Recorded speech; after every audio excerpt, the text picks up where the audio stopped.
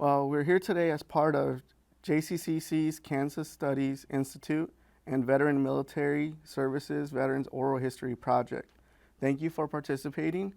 The first question is, can you state your name, branch of service, and your rank, and then the periods that you were in? Gary O. Seabaugh, the Navy and the Marine Corps, And then the rank? and I never got above a E4, which is a corporal in military. I mean, in Marine Corps terms. Yeah, Okay. And what was the periods that you were in the service? 1966 to 1969. Okay. Oh, wow. So first question I would have is, how did you come to the service? Well, 13 of my friends and I'd be the 14th, were bored, and I was failing in college. Actually, I didn't attend college, is what it amounts to, and even though I was enrolled. And so in early March, we all went down and enlisted. And I wanted to go to the Navy and see the world, and so I enlisted in the Navy. And then I went to boot camp at Great Lakes, Illinois. And you have a government service exam, GSI, and I scored really well on it. So they always ask for volunteers. And you're always told, the scuttlebutt was, don't volunteer for anything. I volunteered for everything because it was good duty. And the first thing I did, I became a company clerk in boot camp.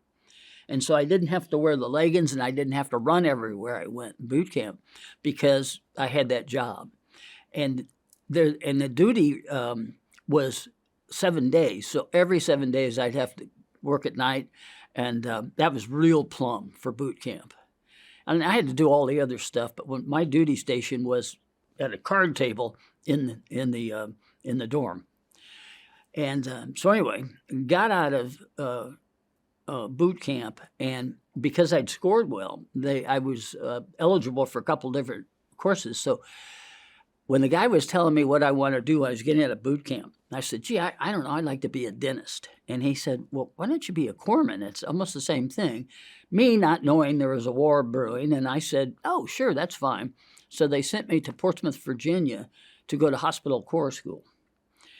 And we went through that. I was, really enjoying myself, much more than I should. And so when I got out of when we got to the end of hospital corps school in Portsmouth, Virginia, they sent us to field medical service training and escape and evasion classes. And then I started to get the idea that, something was up. From there, they sent me to duty, the hospital in Portsmouth, Virginia. And I was in there with a bunch of rowdy guys, and we were having a great time. And we'd be in the surgical room with masks on and gloves, and Al Fleming would come up and hit me real hard in the back, when all the people that were training us were nurses and officers, and then we'd all laugh and giggle and all kinds of shit, and they'd give you noogies, and, when nobody was looking and trying to be serious, and especially punch guys in the back real hard. So anyway, we got thrown out of that school. And on the Marine Corps birthday, 1967, I got my orders to go to the Marine Corps. And so then they shipped me down to Camp Lejeune, North Carolina, and I had no idea what was up. And in those days, times were very simple. And so then I got to Camp Lejeune, North Carolina, and the 2nd Marine Division. And then, I worked there in the warehouse and some other things, and then I got my orders to Vietnam. So I went from Camp Lejeune to Vietnam. And because my scores were good, they put me in a special operations group, which was kind of plum duty because you served with Army and South Vietnamese and so on. And I was there about a week, and the commander came to get me. And because I jacked around so much in boot camp and at hospital corps school, they took that assignment away from me and sent me to 2nd Battalion, 5th Marines, 1st Marine Division, which is the people that raised the flag at Iwo Jima, and they're famous for Guadalcanal. It's probably the most decorated, well, I know it is, most decorated unit in the Marine Corps to this day. So anyway, you want me to get into the combat part and stuff? Just whenever you want to yeah. keep going. I was going to ask you a little bit more follow-up Oh, wait, questions, but when it stopped there, well, leave me at the Marine Corps. Go ahead. okay. So you mentioned going from Virginia, then traveling over to Camp Lejeune. Mm-hmm. How was that transition? Was it difficult to transition from the Navy to the Marine Corps, or? Well, you go through Marine Corps boot camp again, and once again, I was volunteering, so I volunteered for the Armory, and then I learned how to take apart an M60 and put it back together, and as well as anything, 45s, whatever. And so the transition was pretty easy, so to speak. We had to do escape and evasion again. I was waterboarded. It was weird. They dropped us in a helicopter. We had to swim to shore and then meet our objective. And of course, you never do because there's a whole lot of Marines out there waiting for you. And then they capture you. You try to evade them, but you can't evade them. There's too many. And then they take you back to this little hutch, and it was all made up like the real deal. And then they jacked around with you, and then the final was waterboarding you. And of course, it wasn't. I mean, they just enough to scare the crap out of you is what it amounted to. And then when that was all over, everybody stood up and like, "Hey, you're a great guy," and give you noogies, and everybody thought it was real funny. But I graduated from that one too. So that was kind of part of the transition, is getting down there, and I wear a Marine Corps uniform, as you well know, and so there was a lot of pride even back in the '60s. All of a sudden I was in the Marine Corps, for God's sakes. And to our audience, the Marine Corps did not have their own physicians, chaplains, dentists, corpsmen, and construction guys. They all come from the Navy. And as you know, the Marine Corps is a subset of the Navy. It's the Navy's Amphibious Landing Brigade. And Scott can tell us, but I don't think they've had a 5-star general forever. I don't know if they did. I mean, I know when I was in, there were no 5-star generals in the Marine Corps. They're all 4-star. And so that was kind of interesting to learn those things about the Marine Corps. And I really loved Camp Lejeune. I made some good friends. And, by then I was boxing and, taking karate classes and really enjoying it, working out. And I'm just an idiot kid, in 1966, going to the Geedunk every night and drinking. Getting in fights downtown. It was fun. That's awesome. And just to get a little bit of background, so where are you from? Prairie Village, Kansas. Oh, okay. Yeah. I grew up in a bucolic, lovely home. My parents were saintly. It broke my dad's heart when I went in. But I got back, and, I've got 3 Purple Hearts. Every time the Navy went to my house to tell them I was wounded, it really jacked them up. And, to the Navy's credit, they did that. But it was very, very hard on my parents. Go ahead. So then you mentioned you transitioned over to the first Marine Division. Yeah. How was that transition? Well, that was heavy. The very first night, well, first of all, when we got in Da Nang, nobody's carrying guns. So I thought it was going to be a cakewalk, really. It was very, very curious, very interesting to me. And we were a couple nights in Da Nang, and then they shipped us up north. And when I got up to, I think it was Phu Bai, but I'm trying to remember what the forward battalion station was. But anyway, it had all kinds of sandbag, and we're screwballing around. We don't even know what we're doing. So the first night, I met Wayne Roulard in the bus on the way up, and they told us to get in the bunkers. It was hot as hell. So, of course, Wayne and I laid out on top of the sandbags. And as a Marine, that's idiotic. But we were idiots. And then we were hit that night. And it blew us into the sandbag where we were supposed to be, just the shock wave and the noise. You don't sleep through something like that. You know how loud mortars are. And so then that was my introduction to Vietnam, 4 days in. And then we were in in the tents by then, and they said, don't take your shoes off when you go to sleep, sleep in all your clothes and your rifle next to you and all that stuff. And then they put us on 6-bys, and, these are, large trucks. But there were only 2 or 3 guys on each one of these trucks, and then we left and went north at about 60 miles an hour, just rattled down there like crazy. And then we got to the duty base up in, I'd have to look it up where it was, but, now we're into it. Now there's no tents, there's no sandbags, there's no nothing. And so that was kind of my introduction to it. And it was ready, set, go. I mean, it was really heavy duty by then. I mean, we rolled in to Way. See, I went almost directly to Way, and at 60 miles an hour, and then our truck hit a landmine, which threw us all out down in a gully, and it was a crazy firefight. I mean, I was lucky we hit that and went into the gully because nobody was ready to get into a firefight. None of the guys on my trucks. They were brand new. And because I was down on this gully, I could get behind, the other guys because there were Marines there, firing small arms back and forth. And so then I kind of collected my shit and got it together. But it was nutty. I mean, it was heavy duty. And this was about 4 days into? It's Vietnam, into yeah. Vietnam. Yeah, Oh, wow. 4 or 5. And so anyway, we did that. And one day, I was back in the forward battalion aid station, So by then, you got a hospital in a tent. And because I was a corpsman, they sent me back there. So I got out of that heavy-duty stuff, went back to this tent, and I was there about 3 days, and a guy came in and said, any corpsmen in here? And, of course, I raised my hand, and he said, come with me. And so I was still in 2nd Battalion, 5th Marines, but he needed a corpsman for reconnaissance. So once again, I volunteered, and now I'm in reconnaissance. And as you know, the reconnaissance team within a platoon are the first guys out. And I learned very quickly in the first firefight, it's much easier to be on the point and work your way back if you have wounded people than to be back and try to get forward.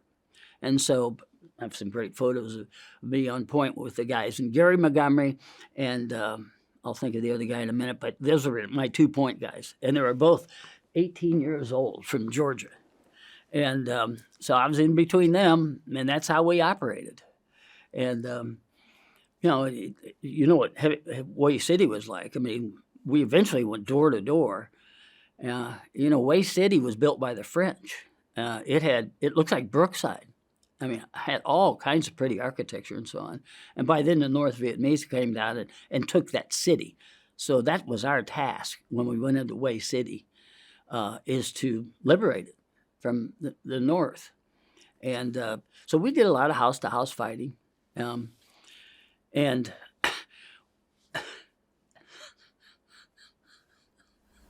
We can stop any time if you want to. I get past it. So one day we went into this house, and you put a grenade in there first. And as you know, the grenades depicted on the movies is not how hand grenades work. It's just the loudest thing you ever heard and sucks all the windows out. And then we go in, and there's a fellow in the back. He's all torn up. He's got an AK with him, and he sprayed us like crazy and wounded 3 of us. I was very lucky for a while, being in these heavy firefights. And I didn't take it for granted, but, that was just an accident that this guy didn't shoot me. And of course, I was shot eventually. But so Way City was nuts. I mean, it was crazy, and we liberated. I have a photograph of the last day of Way for 2nd Battalion, 5th Marines, 1st Marine Division. I wish I'd have brought it. Because, see, being a whole, city, we eventually got out into the jungle, and I did it, and particularly with reconnaissance. But hell, we'd hit a bank, and there'd be piastres all over. Guys were carrying all kinds of money. They had all kinds of gold. I'm talking about military guys. And you weren't looting. I mean, it was blown up. And one of the things we all had were cameras, and that's where these pictures come from. We had cameras and film. And then by the time you carried your film around, there's no way to get it out. So you got to see the quality of some of these pictures, because guys were able to develop it through really bad film. But that was curious. Almost everybody had cameras. And in 1974, I got so depressed, I threw away all my pictures. I only have about 10 left, but I do cherish them. Do you want to share some of them right now? Yeah. This is what I sent for my disability claim to the government. And it's so interesting. I'm 100% disabled. And the VA's taken very good care of me. Well, here's...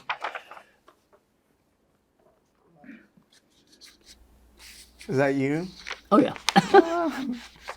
Do you want to show it up to the camera? Well, yeah. Yeah, if you want to hold it and maybe talk a little bit about when it was taken. Well, this is very early on, and being a corpsman, I'm wearing 782 gear, but being a corpsman, I'm also carrying guns. The Geneva Convention stated that corpsmen and medics for the Army weren't supposed to carry, but that was bullshit. We carried guns, I guarantee you. And since I worked in the armory, I was very helpful. And, so there's that one. And then this is the last day away. Look behind us. You see me in that? I'm right in the middle on the front. Oh, yes, I do see you. Yeah, so this is one of those films that, can you see that? This is one of those film canisters that didn't make it so well. And then there's one fellow in that picture, he's right here, that I still am in touch with. And he sent this to me. He was able to get it somehow restored. Well, this is my reconnaissance team. Okay. Yeah, these are the guys that were left. I mean, as you know, platoons got 60 guys without teams, without engineers and stuff like that. And then, we were the reconnaissance guys. And then here is a week before I was my last Purple Heart. That was published in the Kansas City Star in 1977. And I don't know how James White Scott, who was the editor in those days, I don't know how he got it, but... And when was that picture taken? Or about a week before I was... I'd have to look up my Purple Heart dates, but about a week before the last one. So it must have been... I was there 5 months, so March, April, May, June. It's probably June. I can look up the dates. But, do you go to Globe and Anchor Society here in Kansas City? Well, you will this year because I'll take you. Oh, okay. But when I go to the Globe and Anchor Society, I take this picture because we have a lot of active duty Marines. And to the last one of them, they look at that picture and say, "You were fighting a war in a T-shirt?" It's so hard for these modern guys to believe that, Yeah, damn right I was. But, look at us here. We're not wearing any gear. But as you know, in reconnaissance, you don't go in like this because you make too much noise. And so we were used to not carrying all that stuff. We carried guns and a radio man and me, and that was it. I'm lucky I got back. Do you want to talk about what was your guys' mission, or what were you doing reconnaissance on? Well, or how that was? In reconnaissance, you do just that. You go out and see where the enemy is and phone it back. And, you're always grossly outnumbered. So you have to belly in and do all kinds of weird shit to find these people. And, a cinematic depiction of that is Apocalypse Now. That really, it depicts that, even though it's kind of fanciful. But that movie, when Martin Sheen is on the PT boat, and he's got that plastic thing with the photographs of these people and so on, we had those all the time. Everything we had was wrapped in plastic. The unfortunate thing for us, and one of the things that makes me so sad, is we never brought anybody back, even though we were supposed to, because they didn't want to come back.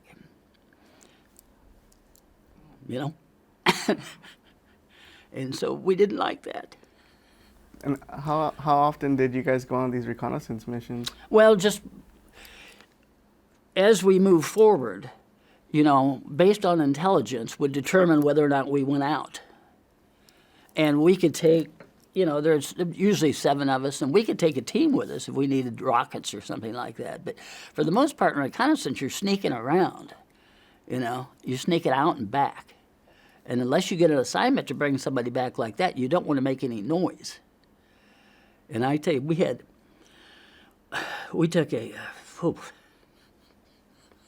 took a new guy on, and he was a hotshot from Los Angeles. And he wanted to be in the mix. He was really gung-ho. And so we had this house, like a Brookside house, and they wanted us to get this guy out of there in particular. And so he wanted to go in and put a garrote on him. And so, the guy I was working for was a corporal, and I was in the E2. And so there was nobody even higher than that because, everybody was decimated. Hell, we lost so many people. So anyway, he let him go in, Earl, the guy that was running the platoon, he let him go in, and this guy couldn't make it work. Now, we're outside and dead silent, and he got this thing on this guy. He turns out to be Chinese and great big, and he virtually beat the hell out of the Marine that we sent in there. And he jumped through the window to escape this guy, and then we had to roll. I don't know how far we low crawled. I can't tell you it was a quarter of a mile or half a mile. But we very, very quietly, I was so anxious, just my body was so flat on the ground. And so we crawled, just very, and you don't, as being a Marine, you don't stick together, you go like this. You all want to be in the same place at the same time. And then you gather up when you get to some objective. And it was the nighttime. But we made it, and then at least he wasn't killed, the guy that we sent in. We had a couple like that once. Another one of the reasons why I'm disabled is because we had a hotshot helicopter pilot. And, we repelled all the time. And so he was afraid this landing zone was hot. And he was kind of, I would call him chicken shit, but because helicopter pilots, I think, I spent a lot of time with him. Anyway, he goes in and he's whirling over this flora and fauna. Okay, and he gets real close to a great big tree that is blowing around like crazy, and he turns to us and he says, "Get out here." And we looked at each other like he was nuts, but he wasn't going to put that helicopter down. So like the idiot I was, I get over to the edge of the fucking thing and try to hit that tree. It's a great big tree, and it was probably balsa wood because I got a hold of a big branch and it just dropped off. And I was like a pinball going down that tree. And the Marine behind me did the same thing, and the Marine behind him did the same thing. I mean, we were hurt bad. And fortunately, it wasn't a hot zone because a bunny could have come up and killed us. I mean, we were really hurt bad. And fortunately, our objective wasn't, it wasn't hot. And our objective was rather far away for us. I don't know how many clicks because you just don't know. Just walk till you get there. But we weren't right for several days. It just knocked the wind out of us. And of course, being the corpsman, I treated these guys. But we finally all recovered from that. And it took a while. And we were very fortunate that, our objective was far away because it took a while to get there and walk off that pain. So anyway, those are 2 rather dramatic moments. You're, as you know, in the outback. This is, even on the periphery of Way City, it's just dense, and heavy. I mean, there's nowhere to go. I often worried about my parents because I know nobody knew where we were. That group that I showed you, nobody knew where we were. So if we'd have been killed or hurt, nobody's going to come and get you, It was pretty hairy. But by then, you're so desensitized to it. Combat's so funny because, and I do mean that because we had some hilarious moments as a group. And one of them, I wish I had these pictures. I'm so sorry I didn't bring them. But we all settled into a rice paddy. And we were with the platoon at this time. Gary Montgomery and Phil, let's see, I can't remember Phil's last name, but I will when I see his picture. Everybody smoked but me. And so my cigarettes were, I traded food for them. And I'll get that in a minute. But anyway, you're being real quiet. The sun's going down. It's the last cigarette. We have eased into the rice paddy. You want to put your pack up on the rice paddy to get it off your shoulders because you got to carry it all day unless you're in a reconnaissance mission. And these guys are lighting cigarettes, and Gary Montgomery, his cigarette caught on his lip, and then the bud fell down in his flat jacket. And, you're supposed to be dead silent. And he starts to groan. And I tell you, as soon as that happens, everybody laughs their ass off, and then, of course, we have to get up and move. And, I mean, we were laughing so hard and really kind of, we're lucky there wasn't somebody close to us. So then we get up, and these guys are covered with leeches. And I had 612 with me. And, God, I mean, you pull up your legs, and there's just little leeches all over it. So I had to spray everybody down. Fortunately, everybody carried their own 612, which, causes a leech to fall off instantly. But that story's not so funny to you, but I tell you, it was funny as hell to us. Everything's personified. The sadness is really sad. And the funny shit's really funny. I mean, it's crazy. So then what happened to when you got to some of those objectives, or how? We killed them. Okay. That's why I said they wouldn't come back. Oh. So how long was this tour from then? Well, I was in combat 5 months. I got my third Purple Heart after 5 months. And then I was at Camp Smedley D. Butler Hospital for 3 months. Then I got out of there and was there a couple more months. And then I was Great Lakes Naval Hospital for 3 months. I got very good care. People say bad things about the VA, not me. Excuse me. Let me see here.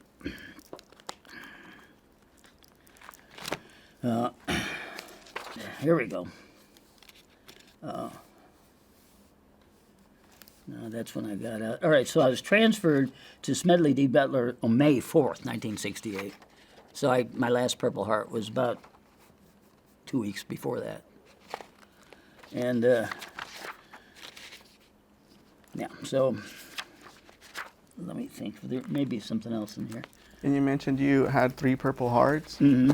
Was it difficult for you to go back after? You don't have any the first choice. one? They call them dings. Dings? And so I was on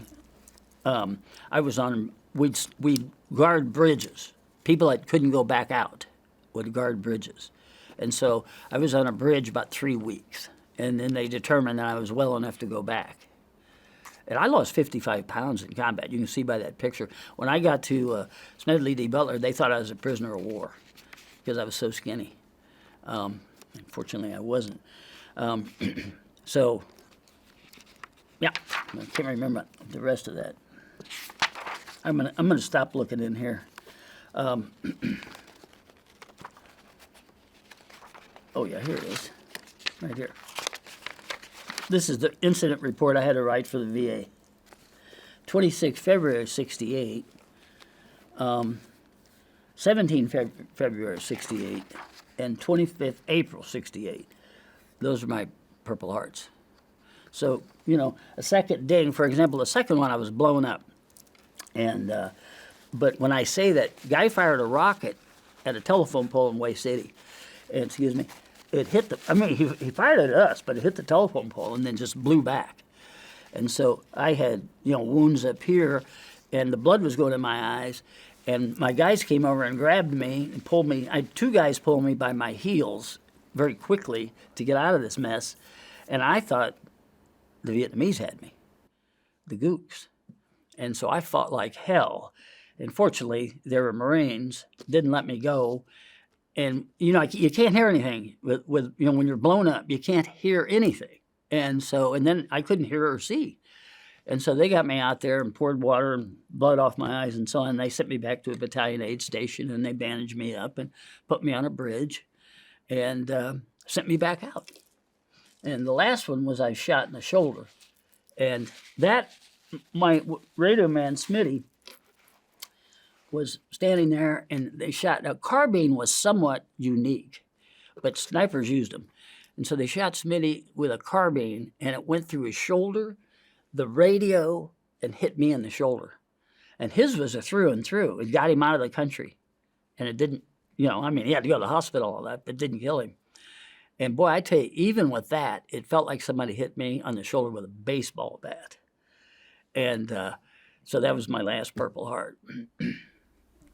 And did you go back out after that one? Or? That last one, that's because when you get 3, it was an act of Congress in those days, they shipped you out of country.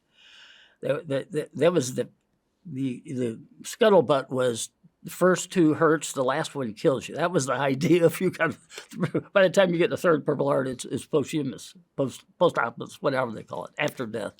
And so, yeah. And some of that funny stuff. One of my friends from Watts, California said, "You're going to go out of here intact or tacked in?" Funny as hell. He also said, this was a corporal, great big black guy, really, really funny, dear friend of mine. And they had dropped for the first time sea rats, because we ate those long range, they're dehydrated in pockets. They were relatively new back in '68, but that's where we ate a lot of dehydrated food. So when you got solid food, it was important. And he was talking to this young guy, and he said, "When I come back," he said, "I want to go take a piss. And when I come back here, I either want to see that or a dead body." I thought that was great. I want to see those boxes or a dead body. I guess it's not as funny to you guys, but it sure was funny at the time. How was the food like then? You mentioned it a little bit. Sea rats, there's only 7 meals. Did you ever eat sea rats? I don't know if maybe the terminology changed, but... They're little boxes. And they have little green cans in them. They got a great little can opener. And then you got ham and beans, spaghetti and beans, some other fake foods. I can't remember. We had some popular ones. And because I didn't smoke, I traded cigarettes for peaches and peanut butter. Because you'd eat peanut butter when you had diarrhea and peaches when you were constipated. And, that was kind of classic. Everybody knew that. And so then, if you had these little blue heat tabs, and you take one of your sea rat cans, drink it or eat it, poke holes in it, turn it upside down, put the little blue tab in it, and then you could put, with your mess kit, and we didn't carry mess kits. There'd be 1 or 2, usually the radio man would carry one. And then you'd use a little thing and heat up your food. And that was fun. It was better than the dehydrated foods because they were just a foil pack, and you put hot water in it. And of course, you had to find hot water, and they would hydrate with room temperature water, regular water, but just finding good water was hard enough, So those long range, I forget, they call them LURP, I think, LURPs, and so they were nasty. And that's why you lose weight in combat. It's the stress, the lack of food, especially when you're out in no man's land, Did you ever have any encounters with any of the civilian population there? Oh, yes. They were very good to us. When we were guarding a bridge, matter of fact, we guarded the Citadel. This is another terrible story. I probably couldn't tell without crying all over myself, but it was French-built university. And it was gorgeous. And it had vine-covered buildings and everything. And there was a sweet little cottage. And he was essentially the guard shack for the university. And this guy was as sweet as he could be and a very good cook. And so he would cook for us. And, I still to this day love Vietnamese food. And everything there is fresh. He had shrimp that he got out of the creek. It was really good stuff. So we went out on one of those objectives, and we came back, and the communists killed him for cooking for us.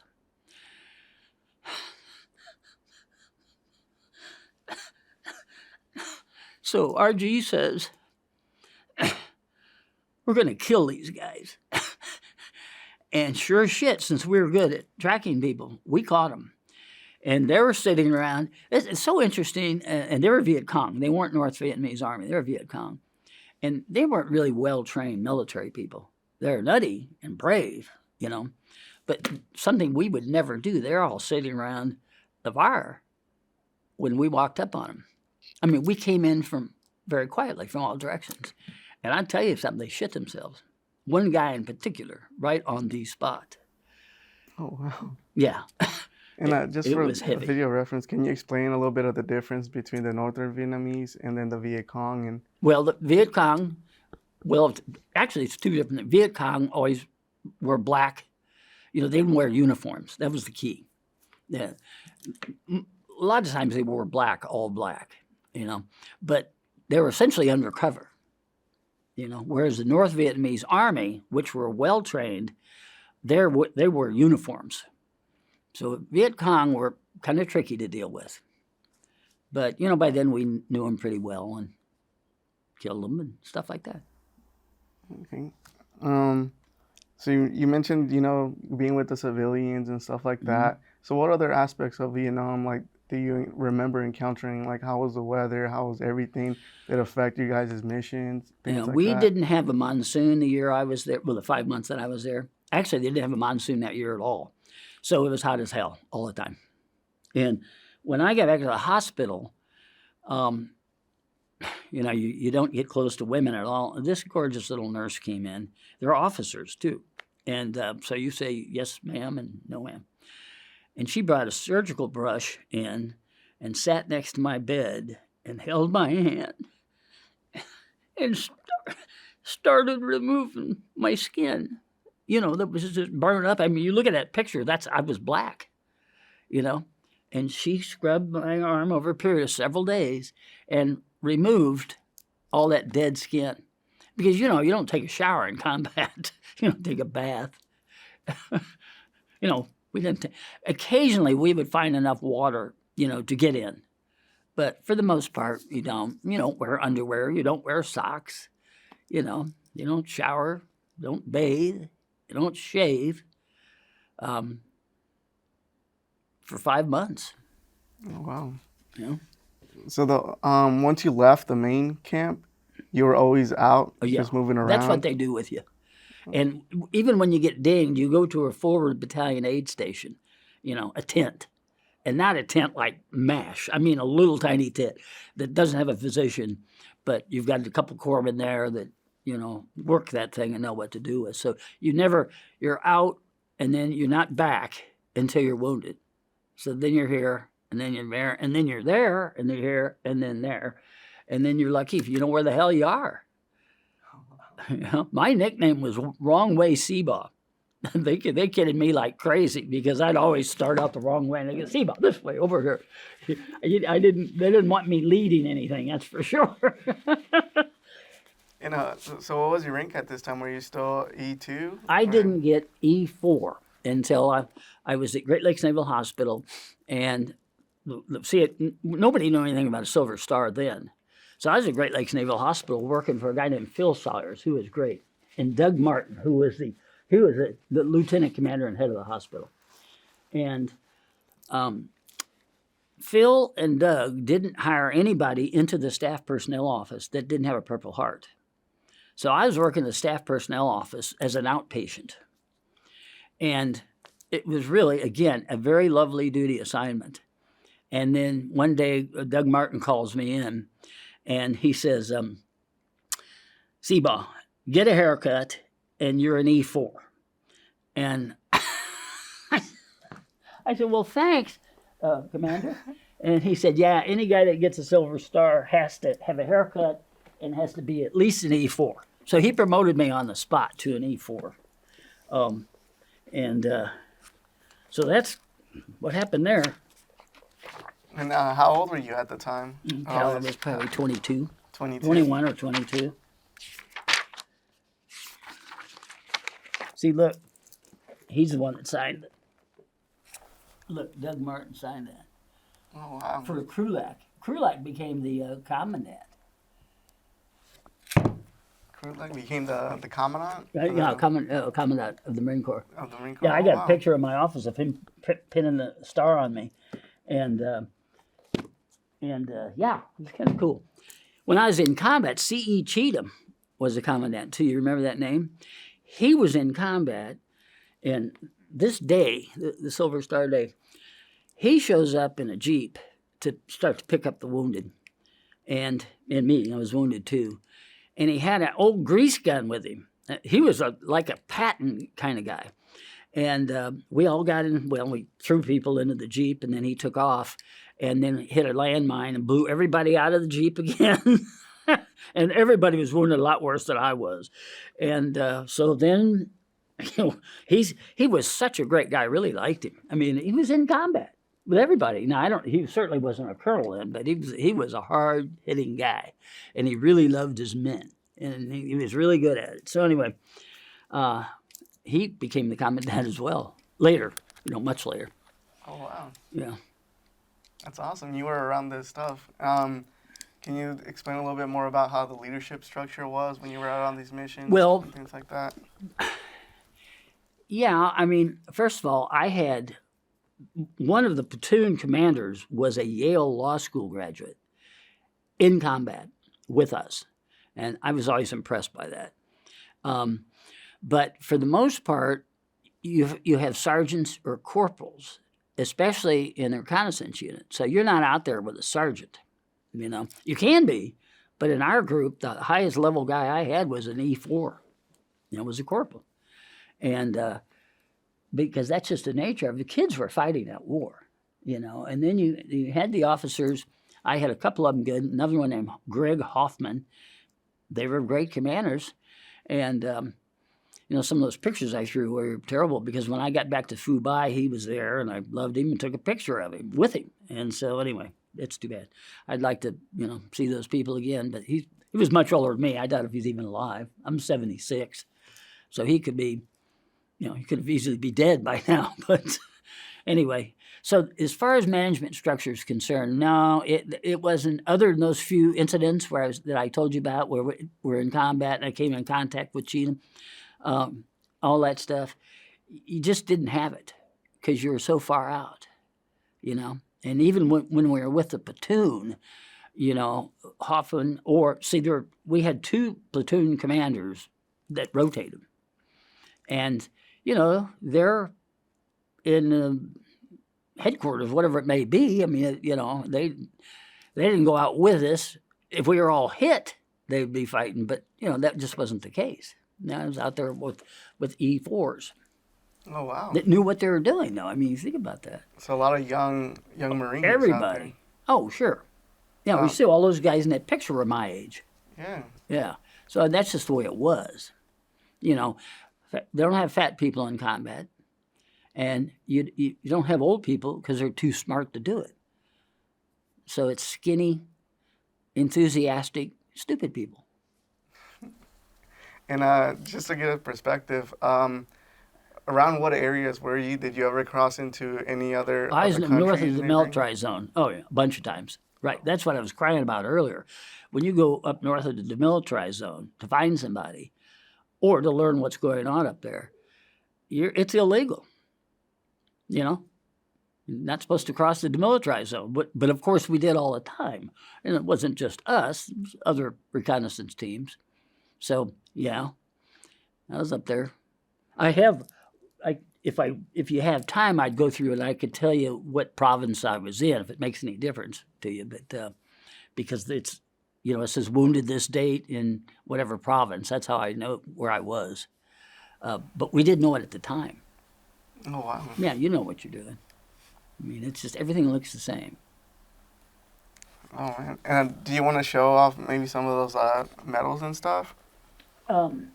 Well, I was telling Scott earlier, every time you get a Purple Heart, they hand you another one. So I have a handful of Purple Hearts. But this is what it looks like.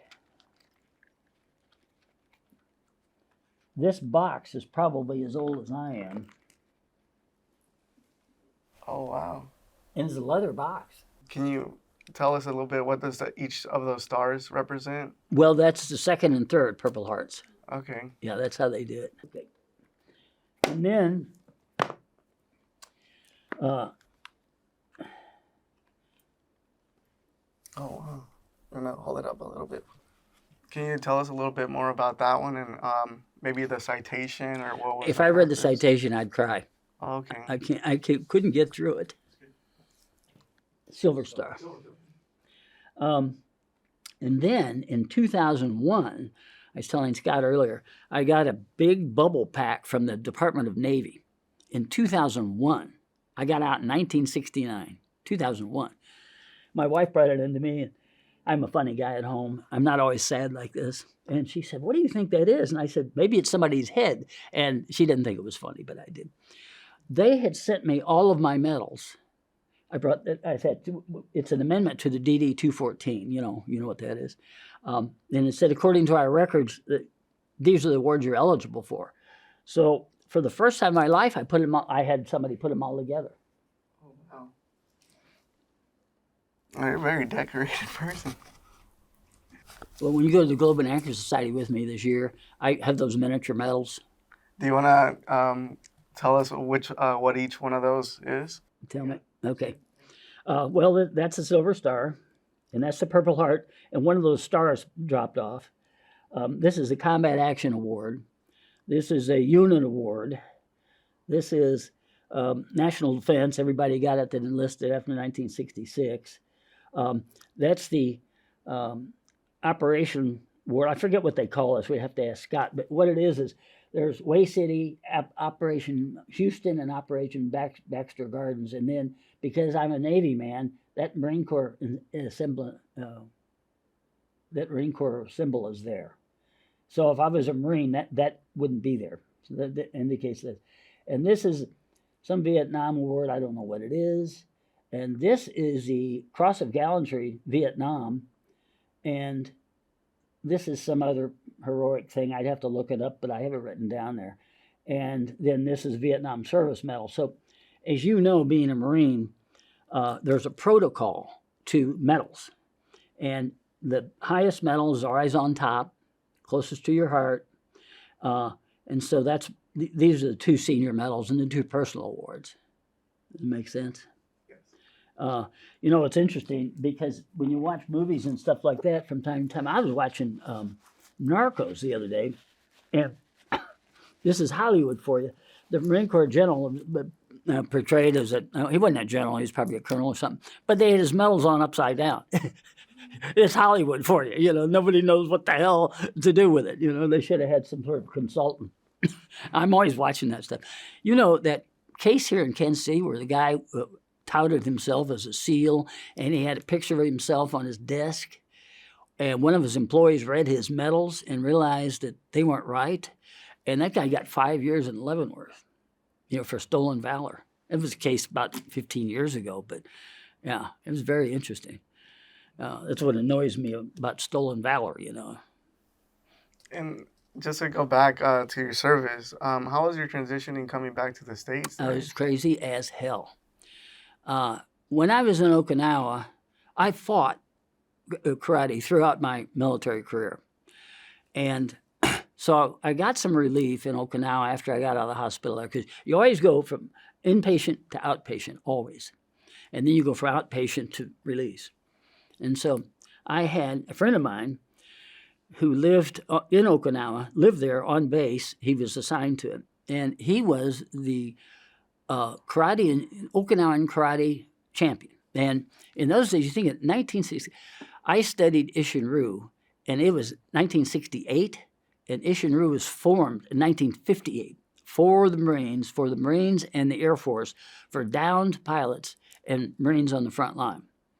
So he campaigned me, because I was nuts. I weighed 100 pounds. And he took me to these sanctioned events, and by then, I'd studied quite a bit, and he was my sensei. And I won, and I don't even remember what happened. I mean, I tell you. So by the time I got out of Okinawa and got back to Great Lakes, I was pretty nutty, and as you could tell, very skinny. And when I was home on leave, for example, I got 30 days leave when I got out of the hospital, every time I ate something, I threw up. And I mean, I'd politely leave the restaurant and go around behind and throw everything up, because you could tell by that picture, my stomach was so tight and so jacked up. And, of course, I had a huge sleep disturbance. When we landed in San Francisco, You know, I cracked a guy that called me a baby killer, right? And you could do shit like that in '66, you know, smack a guy in the airport, and the TSA's not even there. That didn't even happen. So we took a lot of flack in California. But when I came back to Kansas City, I still had all that. Now, this is after I got out, 1969. When I came back to Kansas City and enrolled here, I was a member of the first graduating class of Johnson County Community College when we were over in Merriam. The building didn't exist. I got such kind, sweet care here. And there were 4 of us, Jim Daugherty, Shauna Rorick, me, that were combat veterans. And we got such great attention from everybody, women in particular. I had a great time here. I was pretty jacked up, but, and I got in fights, not here. I love this place. So anyway, they really smoothed my transition, you know, being around people here. And in general, Prairie Village people, you know, they weren't like California people. You know, they didn't have those political slants and ideologies, even back in 1969. But we had a Fred Krebs was a professor here, a dear friend of mine.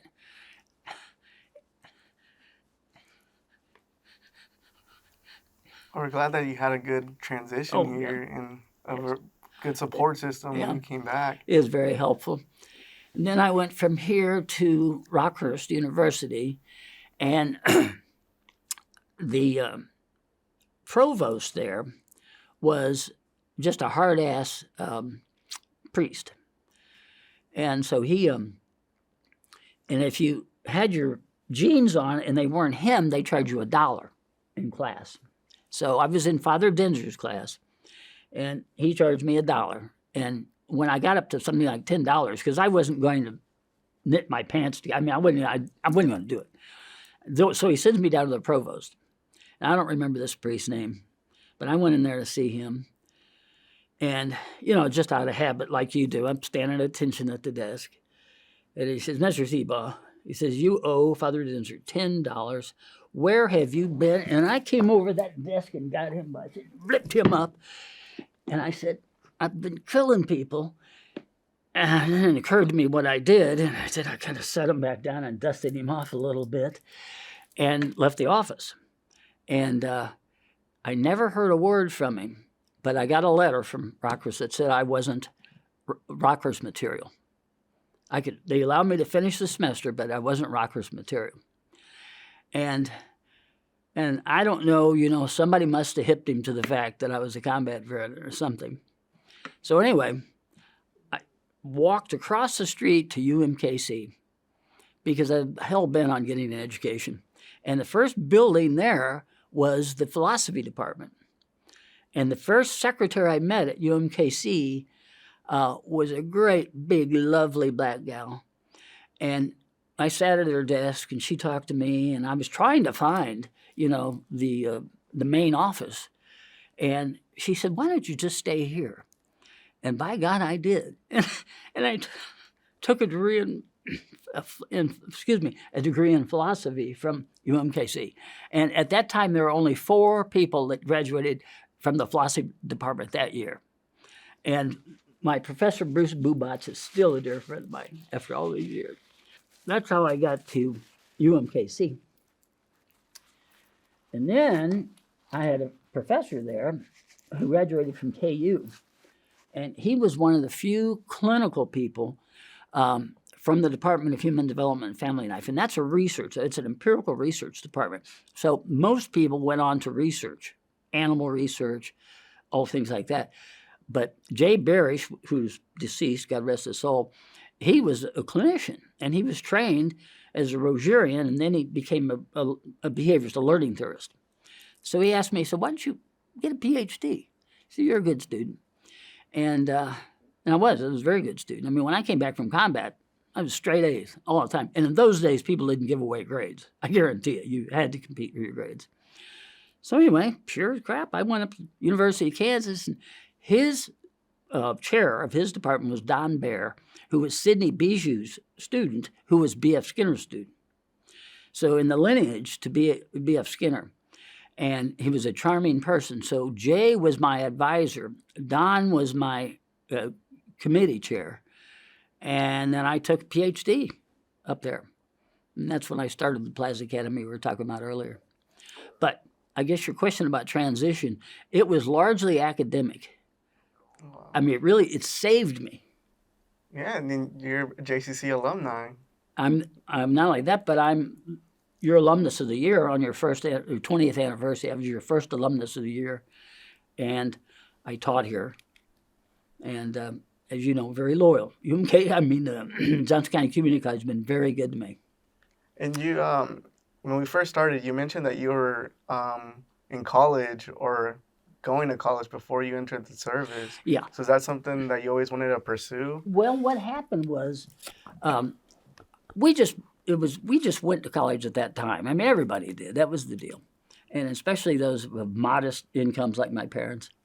And so I went to Metropolitan Community College, and I met a gal there whose mother worked, and if single mothers. I mean, single mothers in those days were kind of hard to find.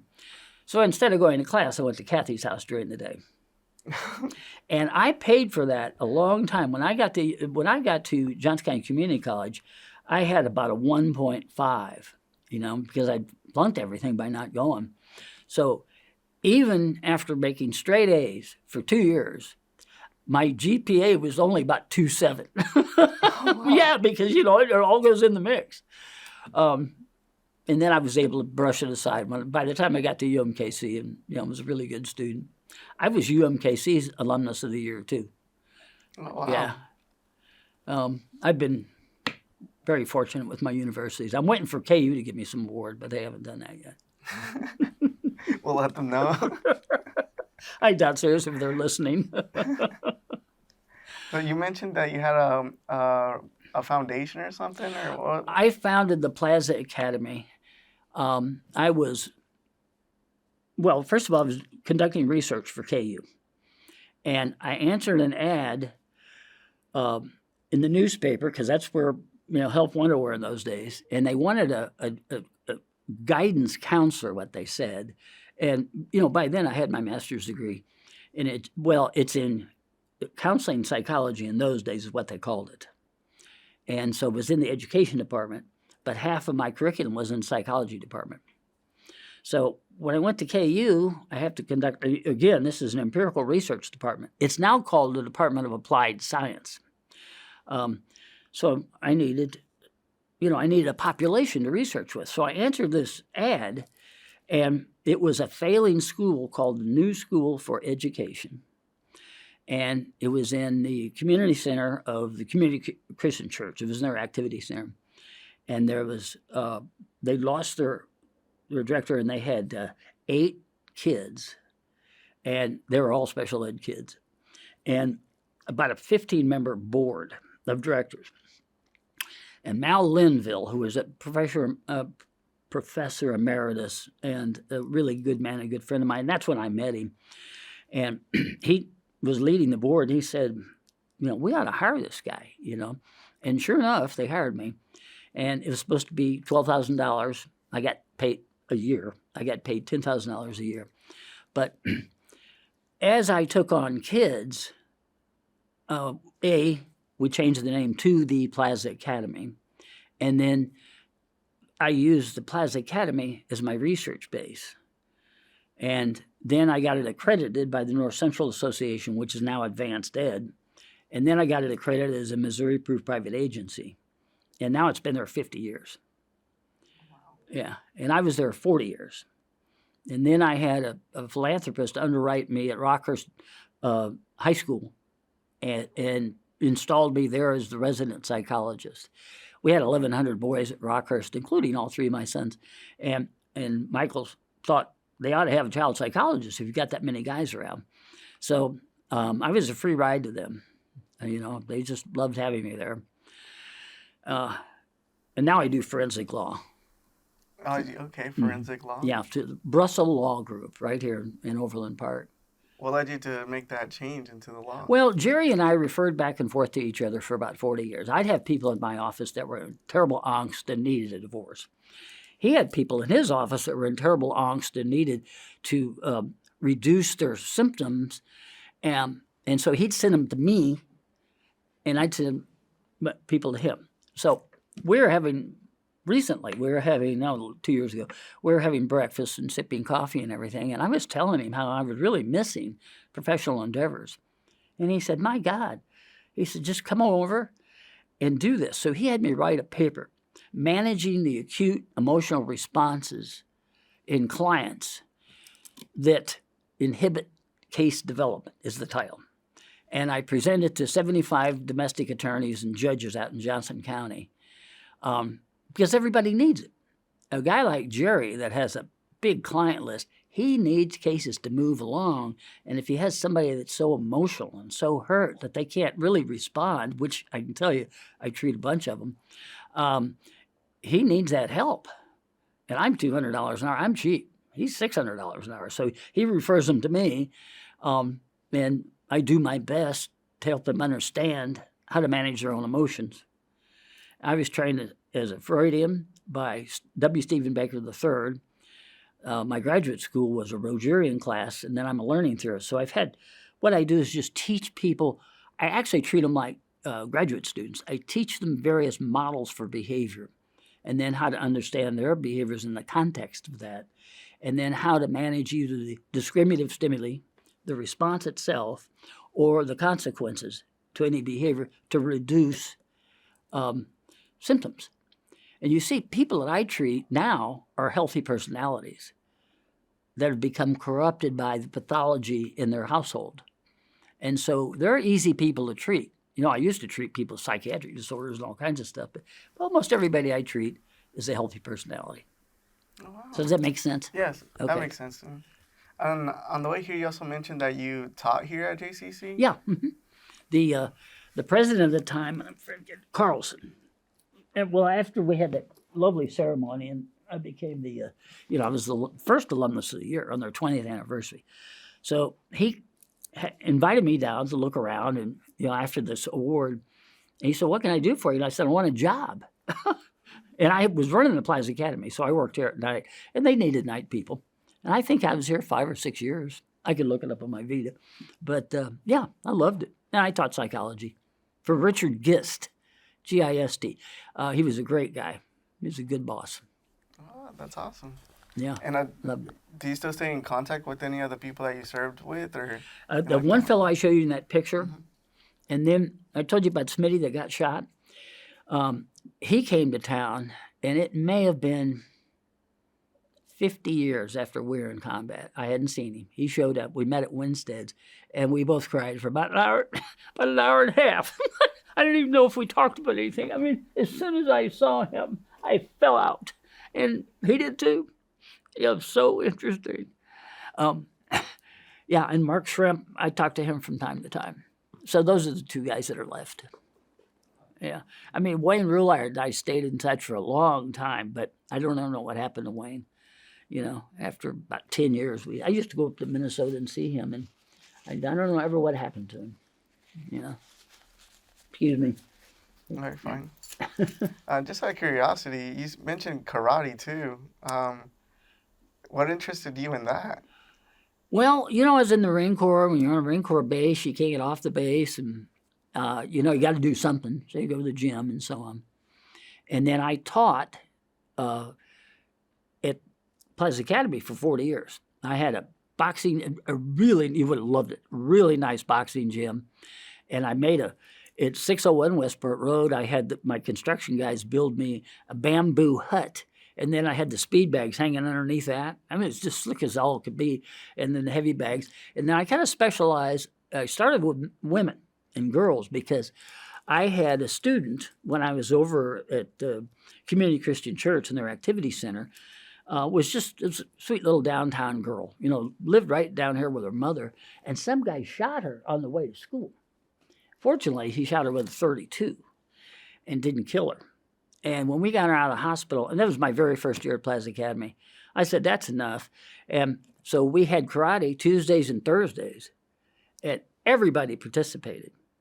And then over the years, that developed because I moved from community Christian Church to the Westward Allen Center, and so then we just had a big group room. And then we just beat the hell out of each other, and those girls were really good. I taught girls how to throw a punch and all that stuff.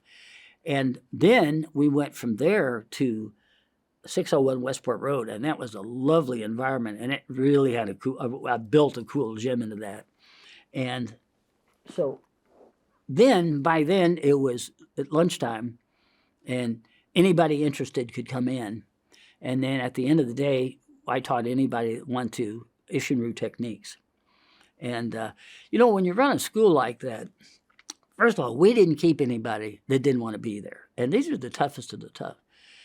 But the other thing is when you have a boxing gym in the middle of a school that's well established and you get a new kid in, he usually behaves himself.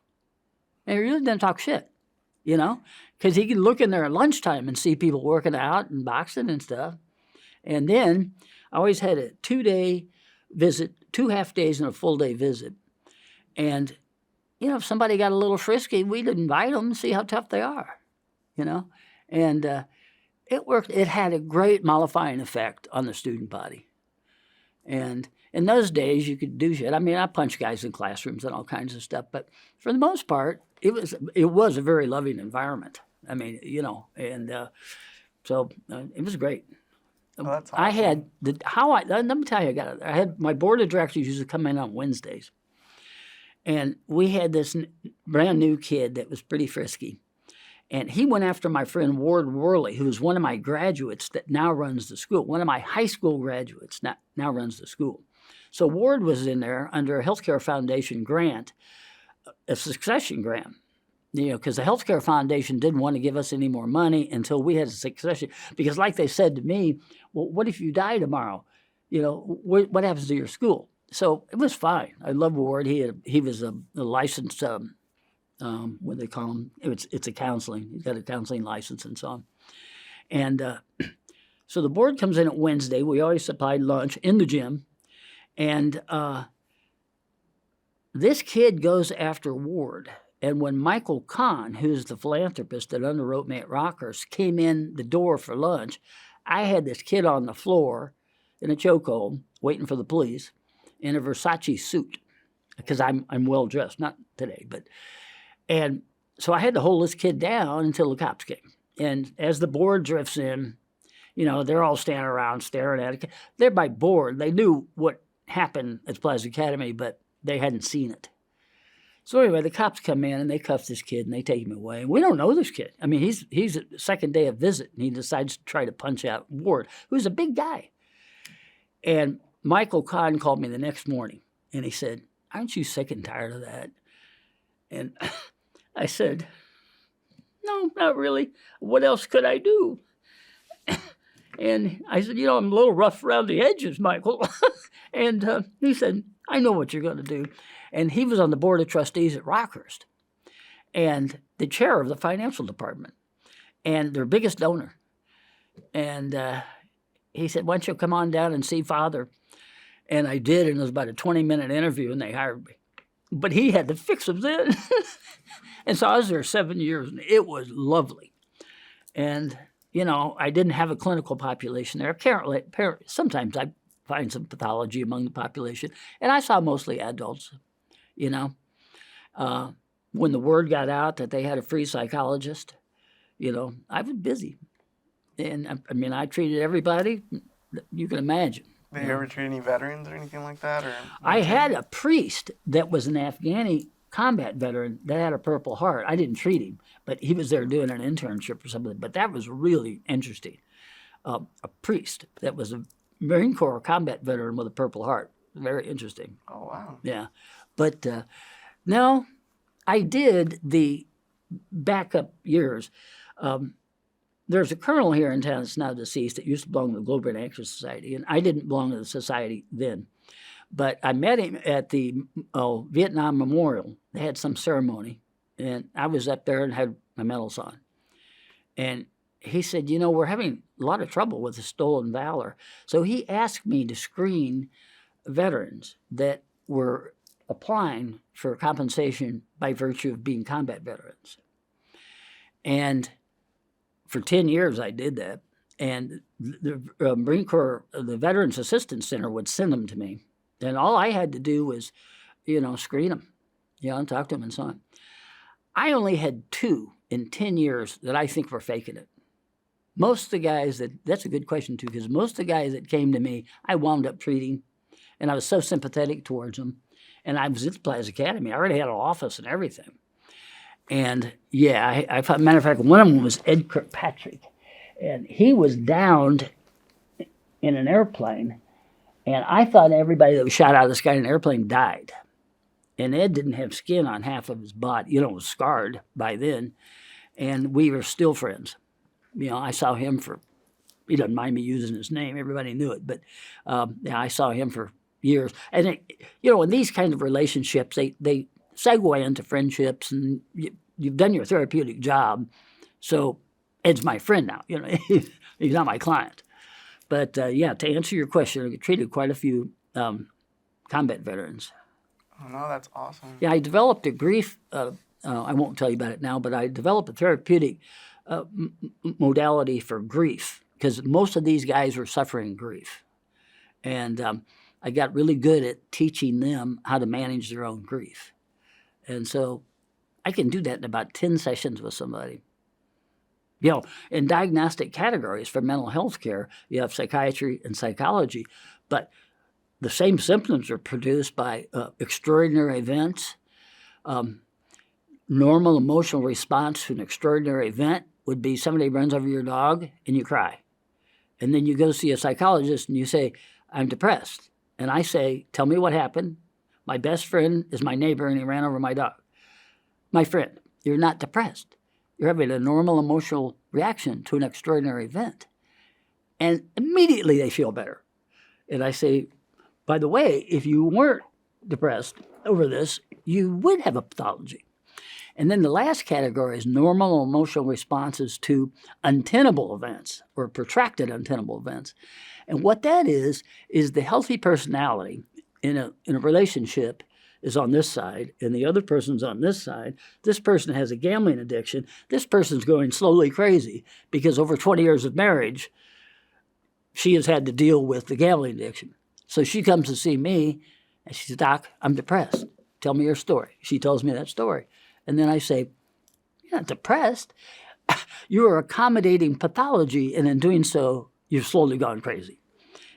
That's a little harder to treat, but those 2 categories are not associated with pathology. So you're treating a healthy personality. Does that make sense? Yes. And it's easy to treat. So anyway, I'm sorry I got off on that tangent. No, that's fine. Yeah, I'm a professor too. I taught at UMKC and KU Med for years. And I like audiences. When they have corpsmen nowadays in the Marine Corps, they keep the corpsmen you mentioned. They always keep them on the Navy side. Really? So I was surprised that they made you transition into a Marine. Oh yeah, no, there was no question about it. I didn't know that at all about modern corpsmen. Yeah, they keep them on the Navy side, and they report. They have their own kind of separate chain of command. Really? But they're still under the if they are in a battalion or something. Because I was in Camp Lejeune too. Oh, you were? Yeah. That's where 1-6 is at, in the 2nd Division. But I found that very interesting that they made you transition, they force you. Well, again, it was normal activity. They didn't make me do anything. That's just what happened. That's All right, more questions. Oh, very interesting. So, what interested you in picking? Did you get to select that MOS, or? No, that's when I said that's when I told the guy that I wanted to be. He segued me into a corpsman. I wanted to be a dental assistant because that was an MOS at the time. And I said, yeah, I'd like to be a dental assistant. He said, how about a corpsman? That's almost the same thing. And I'm young and stupid. And I go, okay, I'll do that.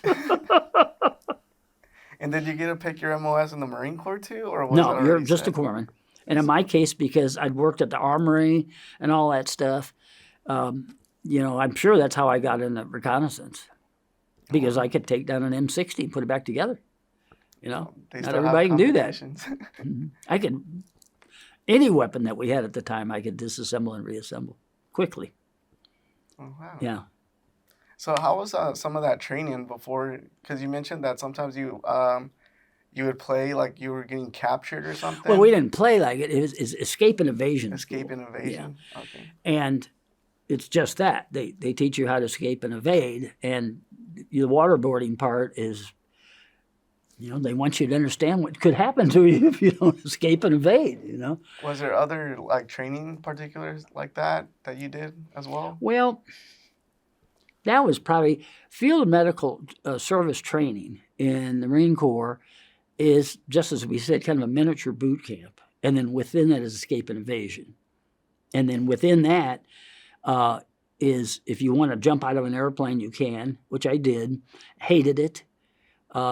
Did his minimum number of jumps. Scared like hell. And so that's kind of what happens. They trim you down to volunteerism or something that you want to do, And, we didn't do, there were very few airplane jumps in Vietnam at the time I was there, because you're so easy to shoot out of the sky. Your perimeter was huge. And so we mostly repelled out of helicopters. Yeah, and rarely did they ever land and let you off.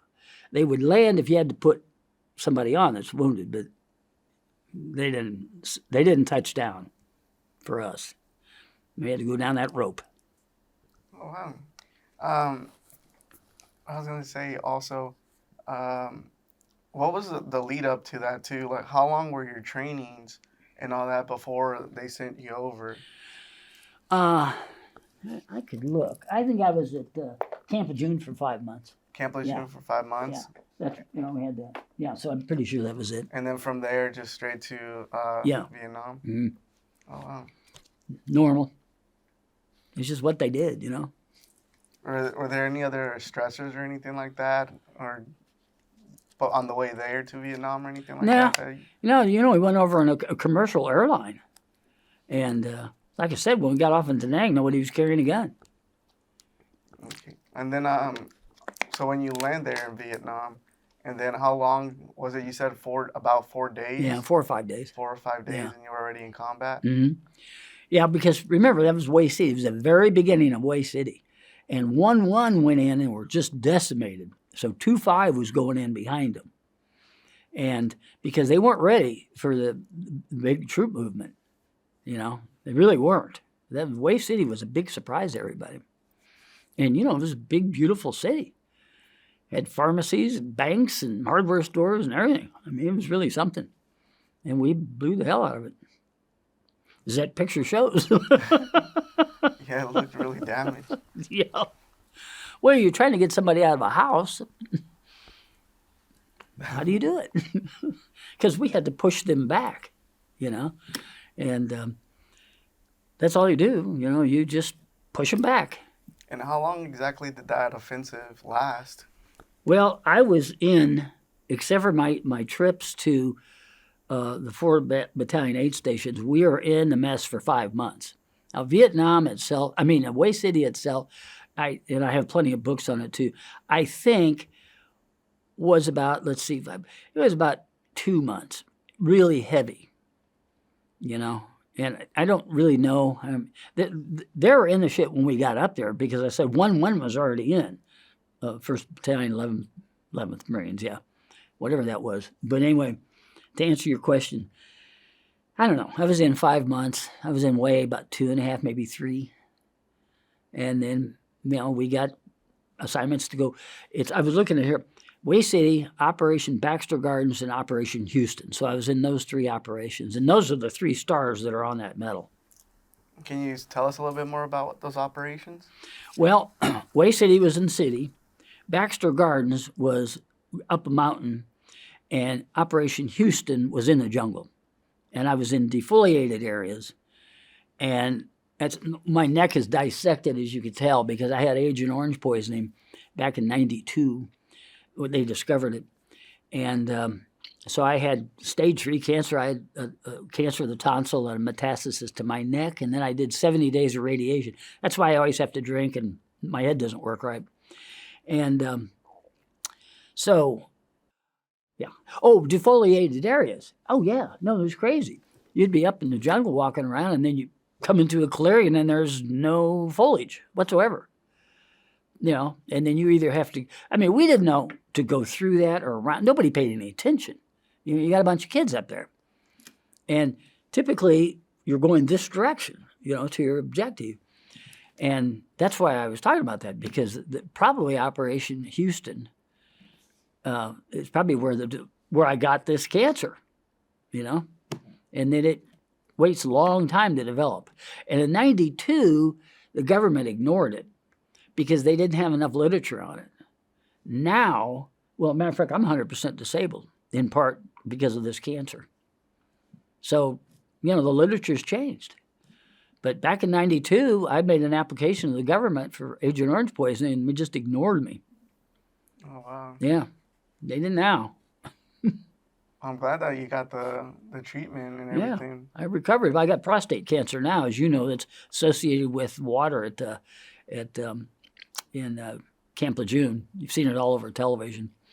So I guess they've paid against that. I don't know. They've made me 100% disabled, whatever that may be. I don't know. Wow. That's tough. That's tough to go through. Yeah, well, I'm alive. You get to be 76 through the grinder.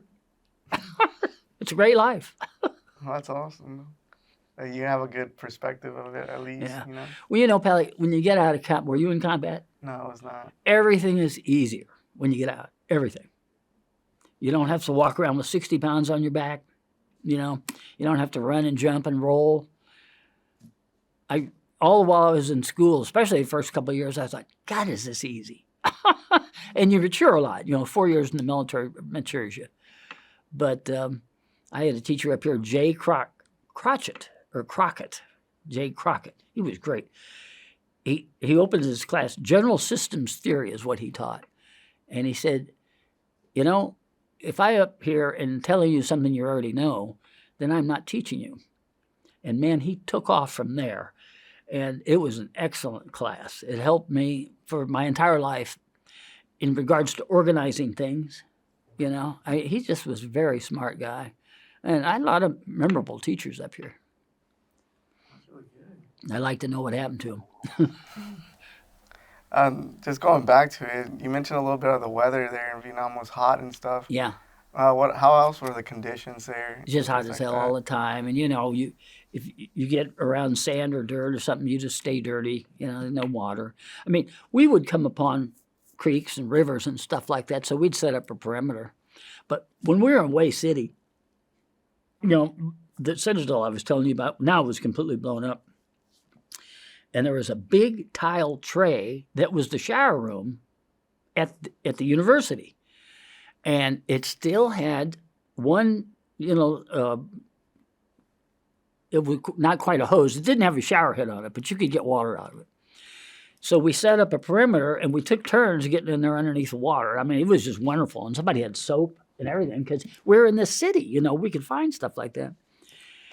And I heard a generator start up, and it blew us out of that thing. Somehow that generator was, the wire was attached or close proximity, and we were standing in this wet tray, and I tell you, it scared the crap out of everybody. And we thought we'd taken incoming or something, and it turned out to be we were all electrocuted at the same time.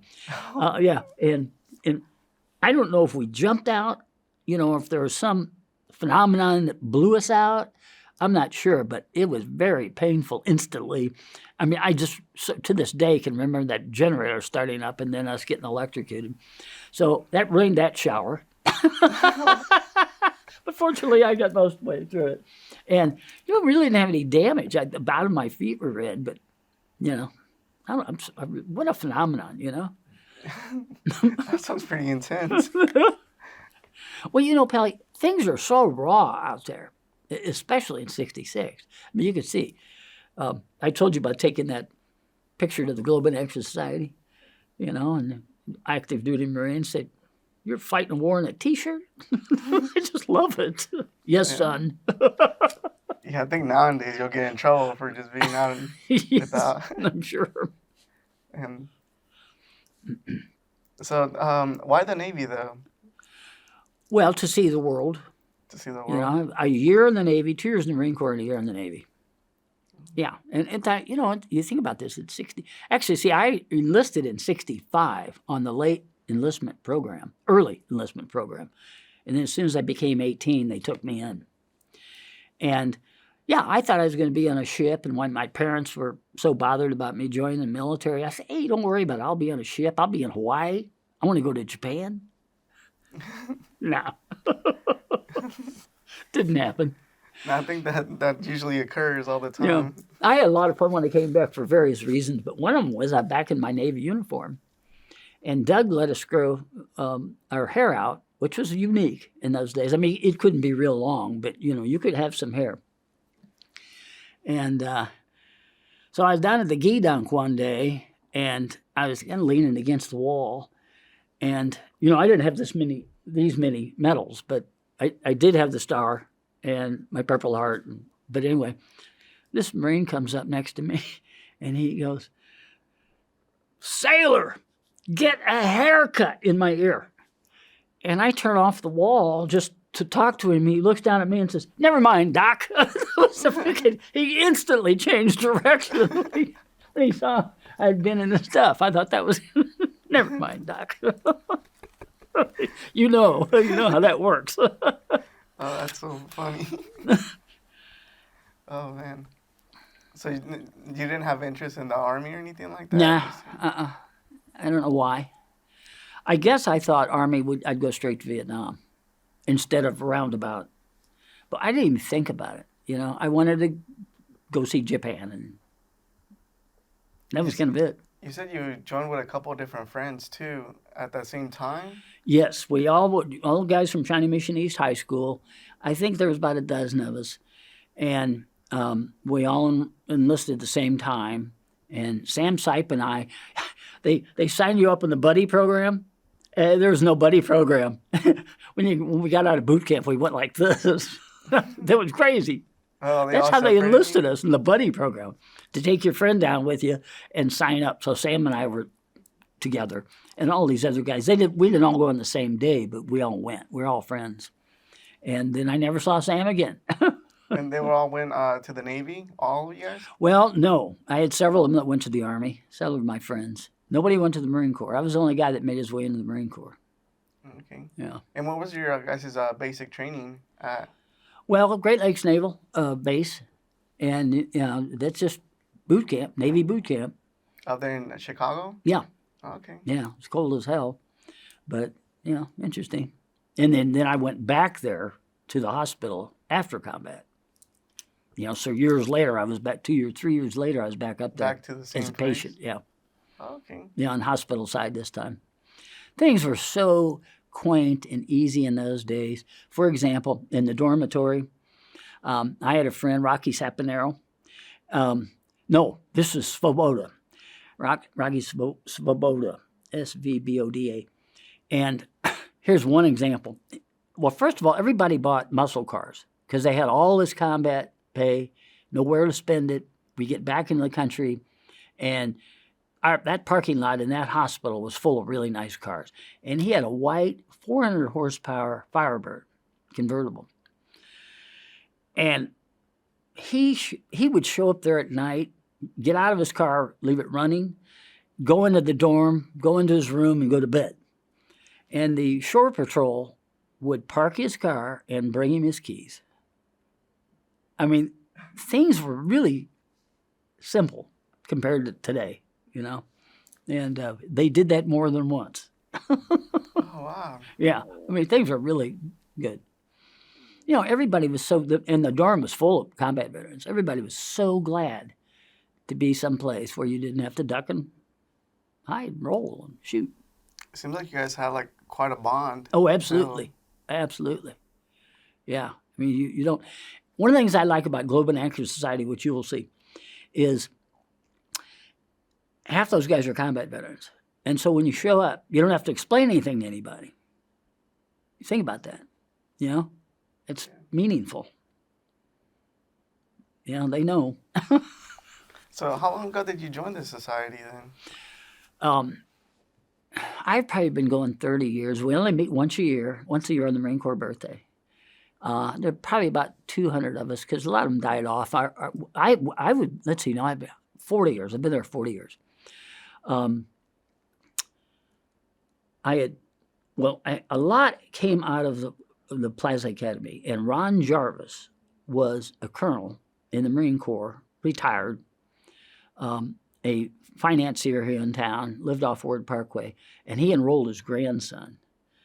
And as soon as he found out that I was a Marine combat veteran, he took me to Global Anchorage Society, and they inducted me. So we're in the Walnut Room of the Kansas City Club in those days. And so I have only missed one when I got really depressed. But I've been there every year for 40 years. And you'll really like it. They'll do a Marine of the Year. They do a presentation. Then we have lunch, open bar. Everybody cries. Yeah. Did that help with your transition at all, too? Oh, yeah. No, the catharsis, I'll cry at an AT&T commercial now. I mean, the catharsis that comes with things like that are really helpful, So it's interesting. And when we sing the Marine Corps hymn, you can see it, all these tough guys. Yeah, so it's something. I can't wait. I would like to go. I tell you, I've invited you. Oh, that's awesome. November 10th. Oh, I know the Marine Corps birthday. Yeah. So we meet now down at the Grand Street Cafe, and it's a lovely environment. It really is. Their event room is really nice. So, and the food's good. Oh, I'm selling it to him, yeah. Do you guys have any additional questions you want to ask? Just a technical thing. You talk about the M60. Is that what you carried on patrol, or did you? No, sir. That's a big machine gun, and then you have a gun crew. You got an A gunner and a B gunner. Everybody carries the bandolier, and so as soon as you start taking shit, your job is to take your bandolier off and get it to the B gunner. And then we have a very sad story because our B gunner, it was Stuart Smalley was his name, and he was about a 6 foot tall black guy. I was the only white guy in my platoon, and they in the larger platoon when I first got there. Anyway, point being, he was killed 3 days before he was supposed to come home. It made us insane, and so that was a sad one. Yeah. I put Paul Tabergen's intestines back in his body and, battle dressing the best I could. Big battle dressing. Medevaced him out in a helicopter. But, actually, I was at Great Lakes Naval Hospital, and he walks in the door. They were able to save this guy's life and put him back together. It was incredible. Then I had another one, Wayne Roulard, I was telling you about. I heard he was dead, and I was at the counter at Great Lakes Naval Hospital. The staff personnel office, everybody comes through it. Anybody that's assigned to the hospital comes through there. And sure as shit, I look up, and it's Wayne Roulard. And he was always very dry, and he looked at me and said, "I thought you were dead."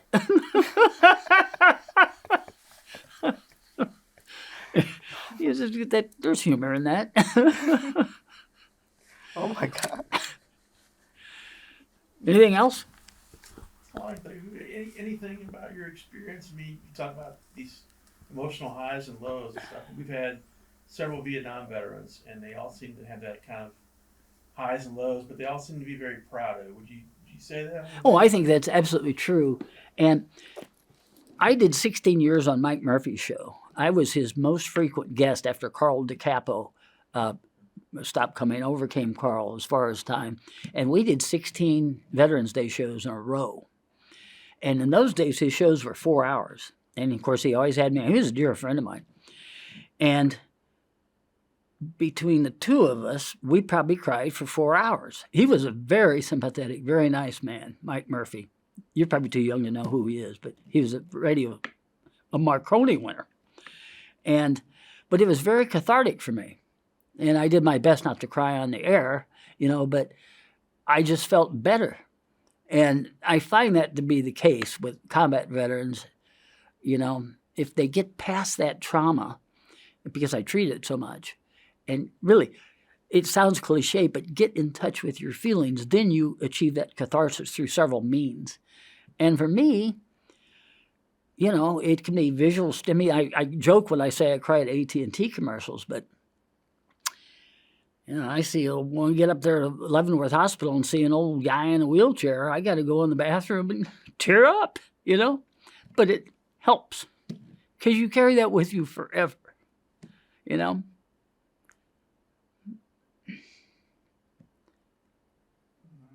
I had my friends die in my arms, I don't go to funerals, I'm not going to go to my own. I can't do stuff like that. I can't watch Schindler's List, I waited 10 years to get through Apocalypse Now. And now I've seen it several times because I desensitized myself, and I really enjoy it. And then Deer Hunter. Those two movies really depict the combat experience. Apocalypse Now are a series of vignettes that are tied together. But Deer Hunter really shows the emotional damage. And there's one scene in there where John Savage, the actor, is out of combat. And he's in back in the rear. And I don't know if they're portraying it as Da Nang, probably. But the hospital unit was in a house, really a very nice house. He's sitting in a window, overlooking the city, completely safe. And the psychiatrist or physician comes in with a clipboard. And he walks over to him. This is depicted in the movie. And he says, "What's your name, son, and what's your hometown?" And he does this. He's an actor, but he really portrayed it. And he couldn't talk to the guy. And what happens when you come out of combat is, first of all, you want to go back in. And secondly, you're worried sick about your friends. And you're so emotionally traumatized that you can't say simple things. My hometown? He didn't, if I remember that scene correctly, he never got anything out of Savage. The guy walked away understanding what was going on. But it's such a good depiction of the trauma, the emotional trauma that combat combatants, suffer. So, and again, being in the business, it's important for me to get that catharsis, And I cried with a lot of veterans. It was my goal, therapeutic goal. And they'd get going, then I'd get going. Okay, session's over. It's exactly what I wanted out of you. Thank you very much. I just want to say that, thank you. Thank you for your service and everything that you've done for other people too. Like helping out that girl that you mentioned, helping out all these other students and stuff. You've done really amazing things. Thank you. And thank you for sharing your story. All right. You're very kind. Thank you.